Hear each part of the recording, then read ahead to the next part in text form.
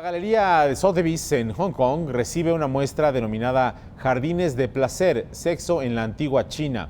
Para conocer más sobre esta exposición, le doy la bienvenida a este estudio a Mauricio Mejía, colaborador del financiero Bloomberg. ¿Cómo estás, querido Mauricio? Bien, ¿tú, querido? ¿Cómo estás? Bien, gracias. Oye, no sé si el lunes por la mañana sea el momento apropiado para hablar de esa clarividencia sutil que llaman erotismo, pero sí sé que cualquier momento es bueno para hablar de erotismo. Bueno, a ver, cuéntanos, ¿de qué se trata esto? Resulta que es una exposición de un personaje muy interesante, Ferdinand Barthollet, que ha, digamos, cosechado una buena cantidad de piezas sobre lo que significa el erotismo en China y la presenta en Hong Kong, justamente en donde comenzó su colección, una colección que involucra, digamos, piezas de la dinastía Ming y de la dinastía Qing y que de alguna manera tratan de reflejar lo distinto que, la forma distinta en que ven ese, digamos, encuentro equilibrado de fuerzas entre el yin y el yang a través del erotismo chino. Sí.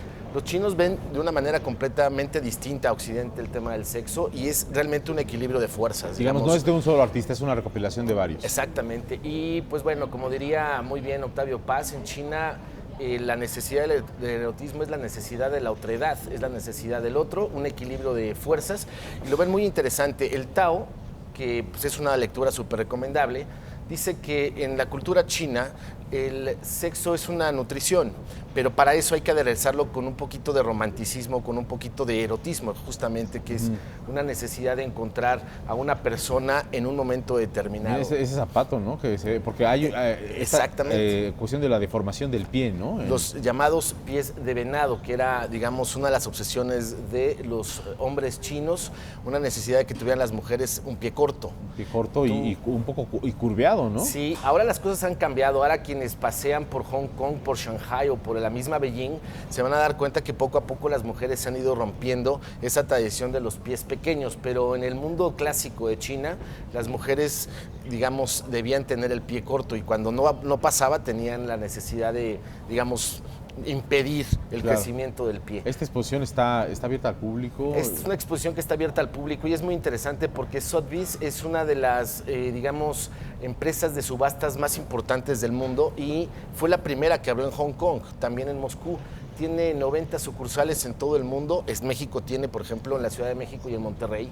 Pero, digamos, las subastas son importantes para esta compañía que mueve alrededor de 3,000 millones de dólares al año. Es muy interesante porque, digamos, desde 1744 se ha dedicado a subastar rarezas. Por ejemplo, cuadros de Rembrandt, cuadros de Rubens, la colección de Jackie Kennedy. Por supuesto, se hicieron muy famosos con los libros de Napoleón en Santa Elena. Entonces, esta es una exposición abierta al público justamente en Hong Kong y me parece que es muy interesante que China se esté abriendo. Ya había pasado con Louis Dain, un chino que había intentado abrir un museo en Beijing y había tenido muchos problemas con la palabra sexo y ahora poco a poco con esta parte británica, este hermoso lugar del mundo que es Hong Kong, se está abriendo esta exhibición y lo interesante es que lo podemos de alguna manera seguir también en YouTube y lo podemos seguir, por supuesto, en las imágenes en internet. Muy bien, Jardines del Placer, Sexo en la Antigua China. Padrísimo tema, ¿no? Genial, muy bien. Y me gustaría recomendar para la gente que de alguna manera quiere adentrarse en el mundo chino, el Tao es eso que no se entiende y que de alguna manera está presente en todas las cosas. Me parece que esta es la mejor edición en español para la gente que la pueda buscar. Ahí está la recomendación para esta semana. Como siempre. Mauricio, gracias. Carlos, un placer. Muy bueno.